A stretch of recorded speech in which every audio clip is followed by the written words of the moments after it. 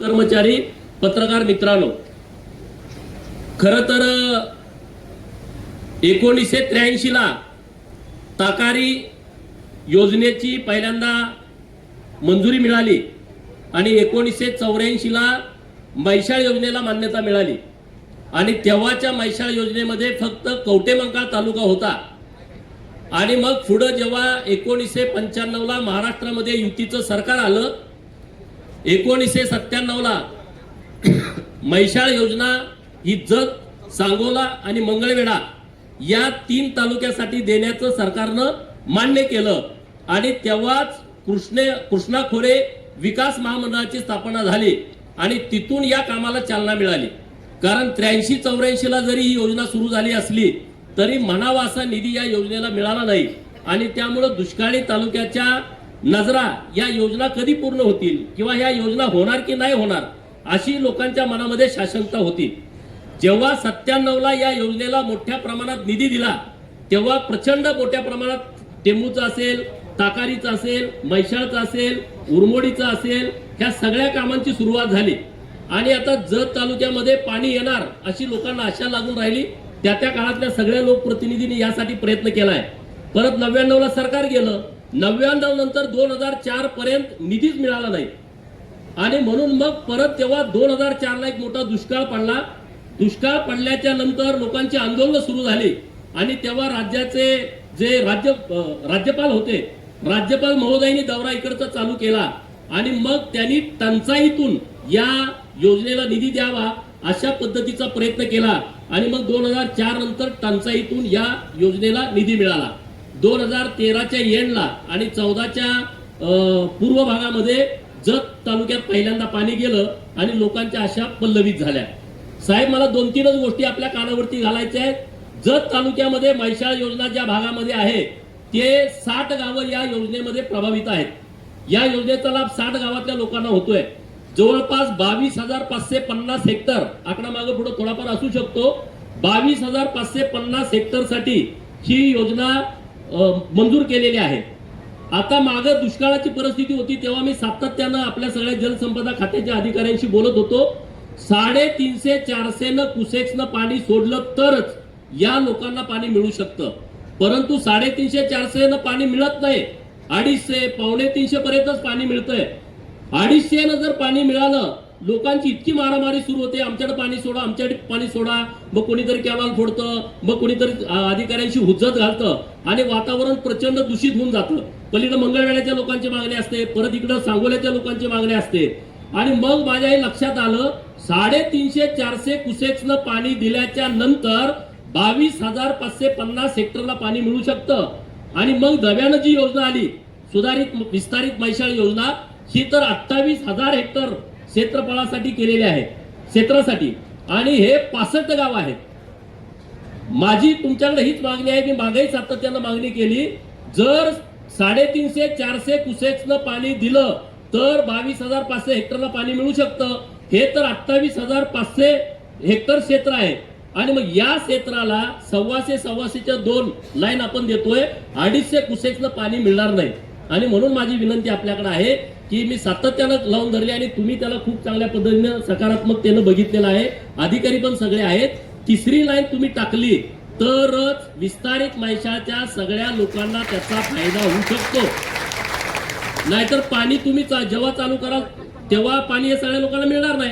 पूर्वी open canal होता, परंतु देवाभाऊच्या सरकारनं पीडीएनची नवीन एक पद्धत आणली, बंदिस्त पाईपलाईन, आणि टेंबू ही पहिला प्रोजेक्ट आहे की बंदिस्त पाईपलाईन पहिल्यांदा तो पायलट प्रोजेक्ट केला, परत मैशाळमध्ये केलेला आहे। आता या पीडीएन मुळे खूप चांगल्या पद्धतीने काम करता येतंय।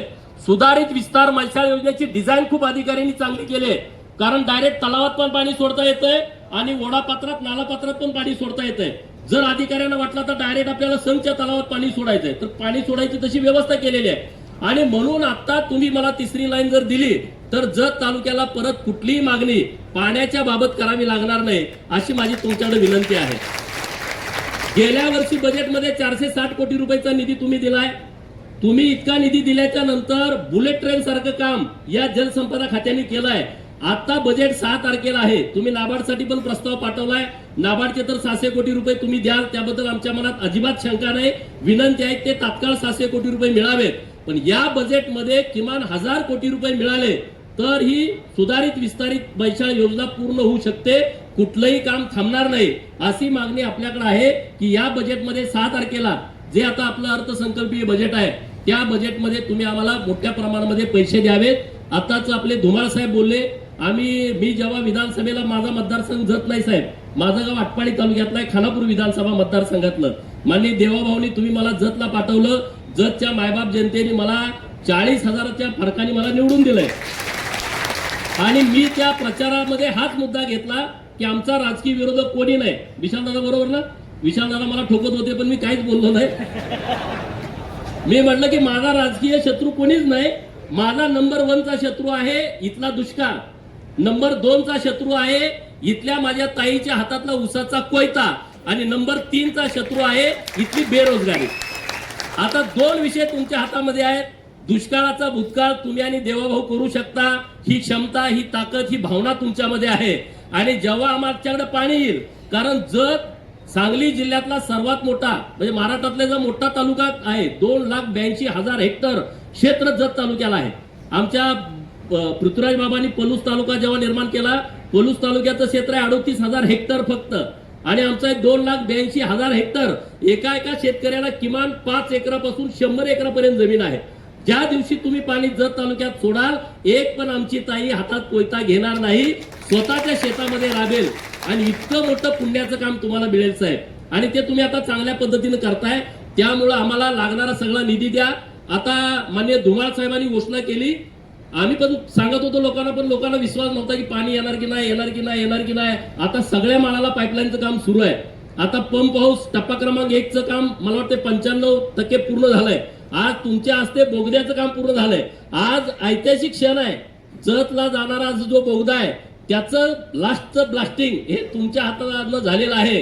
हे पुण्याचं काम, हे पवित्र काम आजच्या दिवशी आपल्या शुभ हस्ते झालंय. मी जत तालुक्यातल्या लोकांच्या वतीनं तुमचं मनापासून आभार व्यक्त करतो. टप्पा क्रमांक 2 आणि टप्पा क्रमांक 3चं काम करायच्या सूचना यांनी दिलेल्या आहेत. येळदरीमध्ये आता तिथलंही काम जोरात सुरू आहे आणि 2च्या लाईन तिथून जाणार आहेत सब लाईन, त्याचंही काम मोठ्या प्रमाणात सुरू आहे. माझी दुसरी मागणी आहे, डिसेंबर 2026च्या महिन्यामध्ये संघच्या तलावात पाणी सोडायची योजना आपल्या अधिकारी वर्गाने केलेली आहे. संघच्या तलावात पाणी सोडत असताना कोळगिरी लाईनला सुद्धा जे तलाव आहेत म्हणजे एकूण 18 तलावामध्ये पाणी जाणार आहे डिसेंबर महिन्यापर्यंत. हे पण तुम्हाला सगळ्यांना माहित असू द्या. आता तुम्ही संघच्या तलावात पाणी गेलं तर ते ऑटोमॅटिक बॉर्डर पर्यंत जाते. कारण संघ तलावाला 2 कालवे आहेत, एक उजवा आहे एक डावा आहे. उजवा कालवा 2.5 किलोमीटरचा आहे, पण डावा कालवा शेवटच्या बॉर्डर पर्यंत म्हणजे सुसलात पर्यंत आहे, सोनलगी पर्यंत आहे. आणि त्याचं तुम्ही आता दुसरे 55 कोटीचं काम पण धरलंय. जो तुमचा जुना कालवा आहे तो दुरुस्त करण्याचा काम पण तुम्ही हातामध्ये घेतलेला आहे. तर या तिथं बोर नदी लागते. बोर नदीवरती काही बॅरेजेस करण्याची आवश्यकता आहे. कारण तुम्ही पाणी द्याल, परत साठवून ठेवायची व्यवस्था नाही. तर जे आम्ही काही मागण्या केलेल्या आहेत ते बॅरेजेस पण तुम्ही द्यावेत. जत तालुक्यामध्ये साठवण तलाव आहेत ते दुरुस्त करण्याचे काही प्रकरण आहे. नव्यानं साठवण तलाव करण्याची काही आवश्यकता आहे. आणि जलसंपदा खात्याच्या माध्यमातून जलसंधारण करताय, परंतु त्यांना काही बजेटला मर्यादा आहे. जलसंपदा खात्याच्या माध्यमातून आपण जत तालुक्यामध्ये जास्तीत जास्त भांडी तयार करावीत अशी विनंती मी आपल्याकडे करतोय. माननीय देवाभाऊंचं आणि राधाकृष्ण विखे पाटील साहेबांचं मी मनापासून आभार व्यक्त करतो की गेले 30-35 वर्ष लोक पाणी येणार की नाही येणार इथून सुरुवात झालेली, आज त्यांच्या शेतामध्ये नदीचं पाणी फिरतंय. आमच्या सगळ्या माय मावल्या इकडं नदीवरती येऊन ओटी भरायच्या हळदी कुंकवानं खाना नारळानं. आज आमच्याच ओढ्या पात्रामध्ये आमच्याच नाल्यामध्ये आम्हाला कृष्णाबाईची ओटी भरायची संधी मिळते आणि ते पुण्याचं काम आपल्या सरकारच्या माध्यमातून झालेलं आहे. मागं केंद्र सरकारनं पण खूप पैसे दिले. मला वाटते 823 कोटी केंद्र सरकारनं आणि 1835 कोटी राज्य सरकारनं. तेव्हाही योजना पूर्ण झाली देवाभाऊ मुख्यमंत्री असताना. असं मोठं काम हे आपल्या महायुतीच्या सरकारमध्ये झालेलं आहे. माननीय विशालदादांचं पण लक्ष जतकडे जास्तीच आहे. सातत्यानं त्यांचा संपर्क असतो. तर विशालदादा पण आज आवर्जून या कार्यक्रमासाठी उपस्थित आहेत. माननीय सदाभाऊ खोत हे शेतकऱ्यांना पाणी मिळावं म्हणून शेतकरी चळवळीत असताना जतला आंदोलन करायचे. आज त्यांच्या आंदोलनाला सुद्धा यश येताना दिसतंय. पृथ्वीराज बाबा असतील, सुरेशभाऊ खाडेसाहेब असतील, पालकमंत्री असताना सातत्यानं ही योजना पाणी चालू ठेवण्याचं काम माननीय सुरेश भाऊंनी केलेलं आहे. आमचे सगळे झडपी सदस्य, पंचायत समिती सदस्य सगळेजण इथं आलेले आहेत. तर माझी तुम्हाला एवढीच विनंती आहे, मला जरा यायला उशीर झाला, मी त्याबद्दल माफी मागतो. कारण आजच आमच्या पार्टीचं प्रदेशची बैठक होती, पहिलीच मिटिंग होती आणि काल साहेबांच्या सोबतच यायचं ठरलं होतं. पण म्हणलं आज प्रदेशची पण मिटिंग करावी आणि आज इकडं जावं. परत हेलिकॉप्टरमध्ये बसायची भीती, कारण साहेबांचे चिरंजीवच माझ्या शेजारी होते, सुजय साहेब. ते म्हणले मी आता हेलिकॉप्टरने विमान वापरायचं बंद केलंय, माझ्या पोटात गोळा झाला. आता म्हणलं जायचं कसं? तर म्हणलं आता जतला पाणी येणार आहे आणि जलसंपदा खात्याचे मंत्री साहेब येणार आहेत, त्यामुळं जतसाठी मागं बघायचं नाही. वाटतं ते झालं तरी जतला पाणी पोहोचवल्याशिवाय आपण राहायचं नाही, या भावनेतून आम्ही आलोय.